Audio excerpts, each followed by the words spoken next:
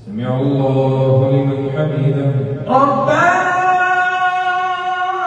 YouTube पे कल मैंने क्लिप देखा, उसमें कोई साहब तरावी पढ़ा रहे हैं और वो पीछे बंदे ने हाथ में माइक पकड़ा हुआ है, वो तकबीर कह रहे हैं अल्लाहु अकबर, फिर रब्बाना लकल हम्द। लेकिन भाई ये तो नमाज में हरकत कसीर है, ये तो जायज थोड़ी है। ये कैसे नमाज में हाथ बांधना सुन्नत है, माइक पकड़ना सुन्नत नहीं है? किसी को चाहिए उनको समझाए, वरना ये पब्लिक में ये भी एक रिवाज नया चल पड़ेगा।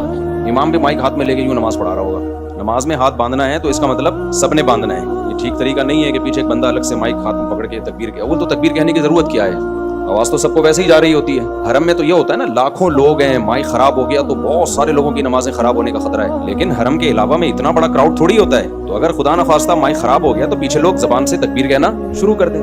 ये तरीका ठीक नहीं है, माइक हाथ में लेके पीछे अल्लाहु अकबर पूरा वो।